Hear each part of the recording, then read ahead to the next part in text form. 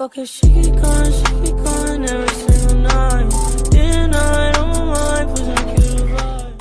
How's it going, everybody? This is Tyler Drabo. Hope you're having another great day, and welcome back to another video. Alright folks, I'm starting a brand new series here focused on video games. This is called Bad Game Reviews. In this series, I review all the games that I have played already and have seen some rather negative things on the games, whether it's bad graphics, all that, or if the gameplay is just bad overall. In this series, I'm going to be talking about all the games that I have in my collection that I find to be pretty bad. And for my very first bad game review, I'm going to be reviewing All-Star Racing. Now, I've already got this game for a few months now, as if you saw on my September 2021 collection from Kawaii Games. This is a game that was released for the original PlayStation back in 2002 and was originally released by Mud Duck Productions. Now, this was obviously the very first game from Mud Duck of what would be a very short stint in the video game industry and would be assisted by Cinemax Media. And looking at this game, you would think that this would be a very similar game compared to Gran Turismo. Well, to be honest with you, it is not. In fact, it's probably a hell of a lot worse than that. And for a game that probably should have been released in the late 1990s when the PlayStation 1 was really popular around the time, this game was just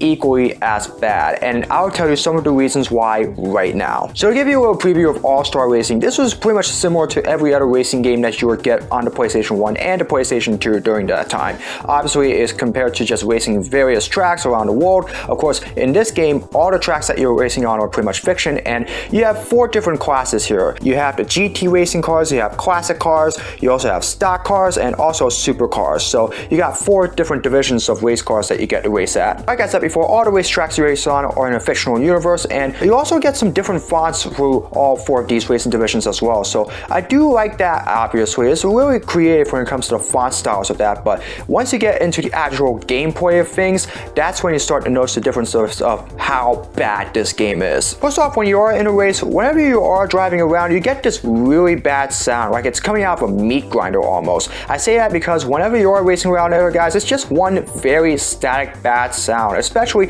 when you are at top speed. You also get some really weird activity whenever you're bouncing off of other cars, because when you are doing that, the cars that you bounce into, they end up getting away from the screen very quickly as well. And so that's really just a bad function of this game overall. In fact, really the sound overall is just pretty bad as well. So you really have to take into consideration how much better it would have been if they had just done a lot better on the sound. The next thing you also gotta look at as well is just, you know, the fact that there's no ability to save this game, obviously. Now, during this time, obviously, all previous PlayStation 1 games before, especially the popular ones, they would utilize the memory card, so that way you would be able to save your progress. Well, here in this game, not only is there really just no ability to be able to create like a tournament or a season mode as well, it's pretty much just simple get in the car and race. And while it may be fun a little bit, but it really gets really tiring after once in a while. And because you're not able to save the game, all of those perfect lap times you might be able to get, especially when you're racing on that difficulty mode, like the very hard mode of them all,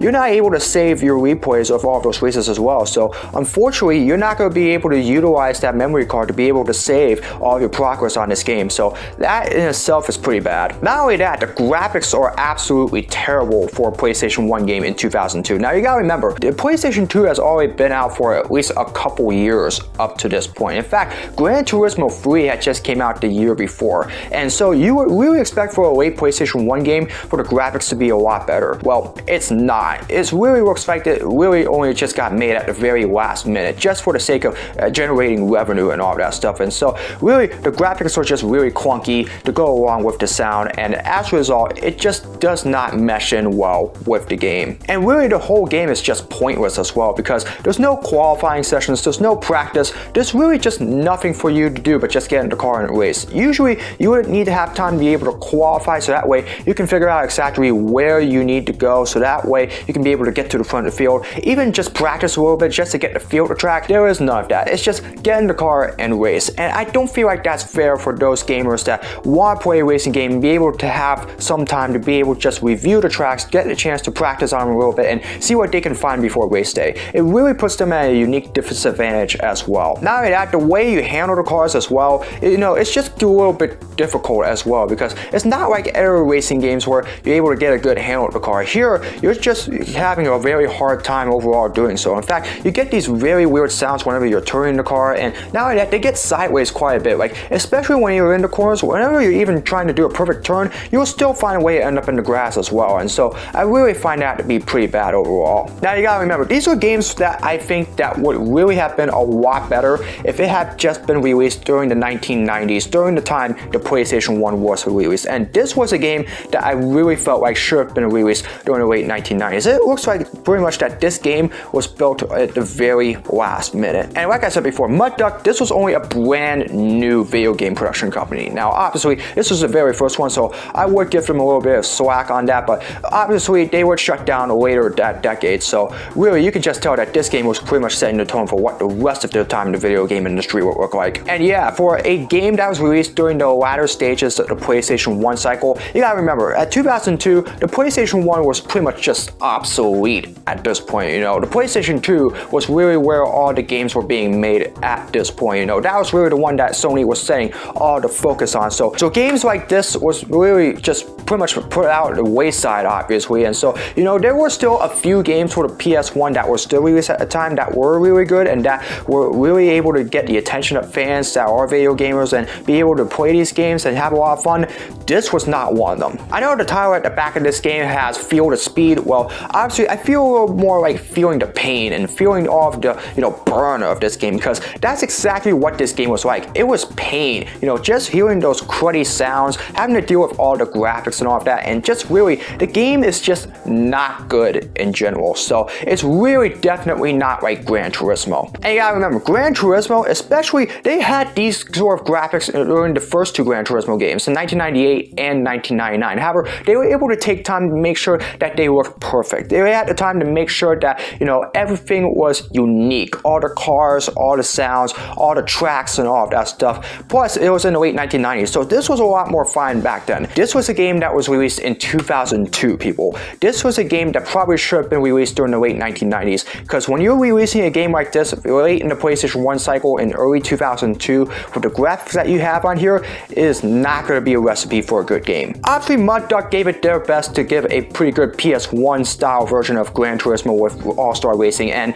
they obviously would have a sequel the very next year of All-Star Racing 2, which I have also already showed you before, so they gave it their best effort, but in the end, it just wasn't a very good racing game. And unfortunately, while I will continue to play this game, it just does not give me the feel of excitement that other racing games that I have played have given me. All-Star Racing is pretty much that sort of game that will only be good for at least a few minutes, but afterwards, it just gets really boring, and really that's just not fun. So overall, if you are a racing gamer or you want to try to find some pretty good racing games in your PlayStation 1 collection, All-Star Racing is probably not going to be that game for you. This is a game that probably should have not been released until things worked better. And like I said before, this game was released as if it was just pretty much put together at the very last minute. So if you are that die-hard racing gamer, you might want to pass on All-Star Racing. Yeah, Mud Duck gave it their best effort, but unfortunately, this will count as a bad game in my book. And so unfortunately, All-Star Racing gets a pretty bad grade in my book. So that's All-Star Racing, and again, it's up to you if you want to get this game, but if you're like me and you know exactly that you want to be those die-hard game collectors, All-Star Racing is not a game that you will want to get. So that's pretty much it. This is my first bad game review. Now, I do have a lot more games that I have in my collection that I definitely would like to review, and a lot of them, they are pretty good, but at the same time, there are some that are pretty bad as well, and I really like to turn this into a series. So let me know what you think. Would you like for me to make this into a further series? And so which game would you like for me to review, whether it's a good game or a bad game or a game that I have really mixed thoughts upon? Let me know down in the comments, and I'll definitely look at reviewing them the next time I do a game review here on my YouTube channel. I would definitely like to do a lot more video game content like this in the near future. Otherwise, that's going to do it for this video. video. I hope you all enjoyed it. As always, if you'd like to see more of my content, be sure to subscribe and hit the notification bell so you know when my latest video is released. As always, be sure to comment below for future suggestions for all my videos, whether it's vlogs, projects, challenges, or video game content, you name it. Leave it in the comments below and I'll do my best to make them. As always, follow me in my social media. All the links are in the description below. That's gonna do it for this video. Hope you're having another great day. As always, I hope to see all of you again in another video very soon. Maybe not with this game though. So long, everybody.